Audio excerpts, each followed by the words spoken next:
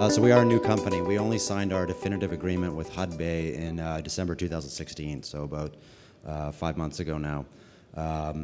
We have received our final approval for the IPO.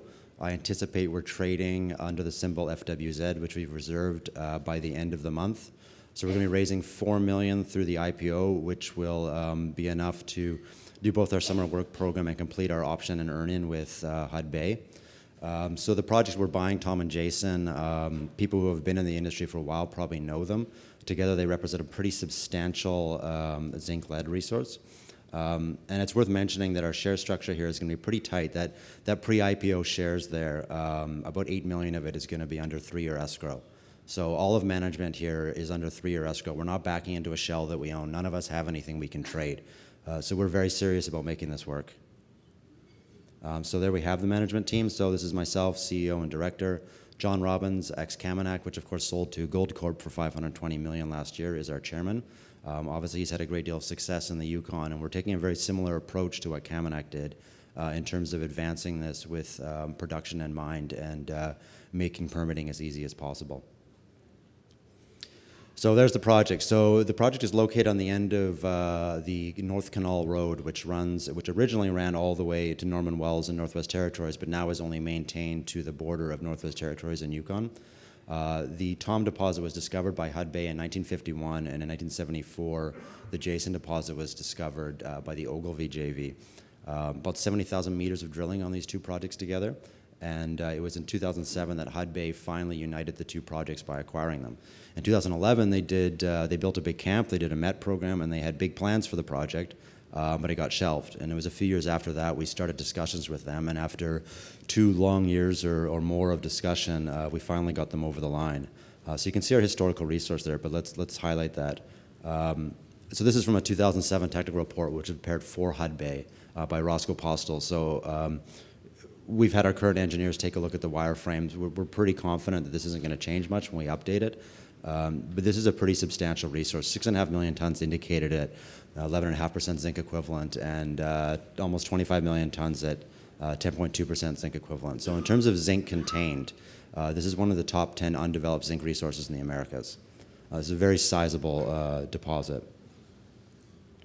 So our land position there, the Tom deposit and Jace deposit, you can see, are a pretty small footprint compared to the whole project.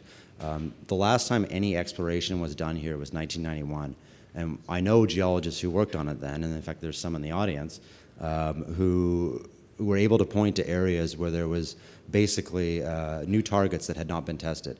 So the exciting thing about this project is not only that we have a substantial size and an excellent grade, is that there's actually potential to grow it.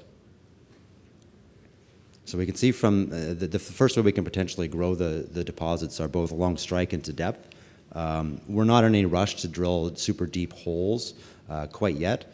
The thing about super deep holes is that they're not going to move the economics a lot because they're going to be farther down the production line, and they're also very expensive. But it's a potential that maybe this year we do some tests to establish that, and certainly we'll try to add along strike as well.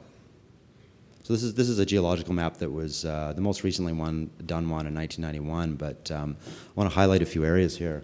There we go. So for example, areas here and up here, not near the deposits or near the deposits, but not currently part of the resource or even undrilled, are highly prospective and kind of there for us to take a new look at.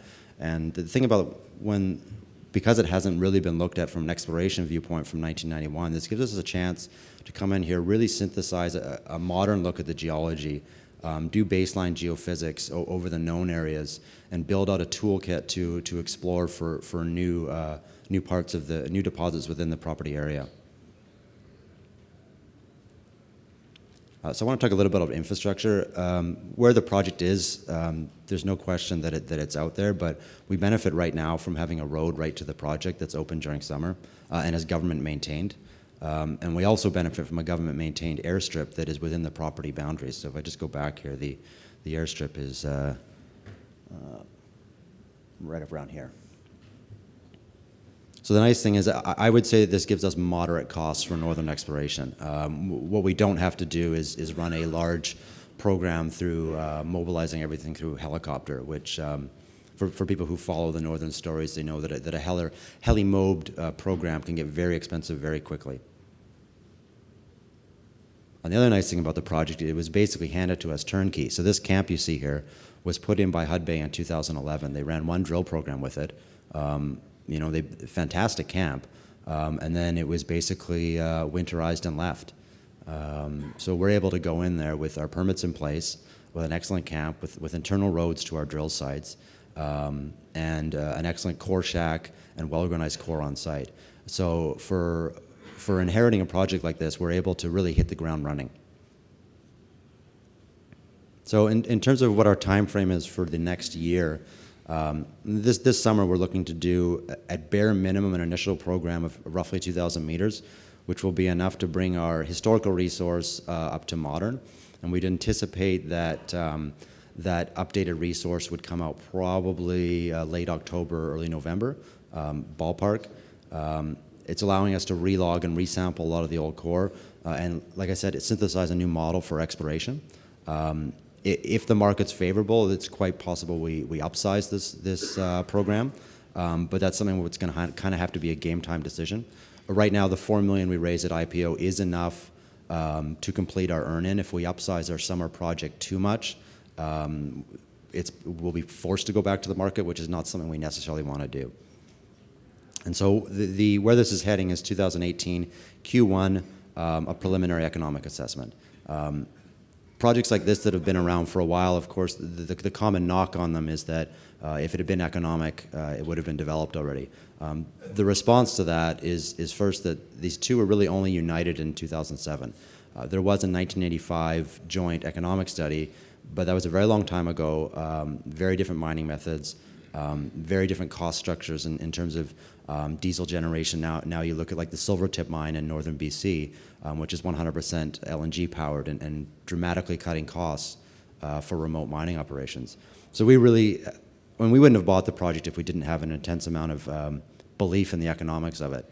And we're looking forward to this time next year to be able to put out that PEA and really prove to the market that, yeah, the project is a bit old, but it is not just massive, but also very viable.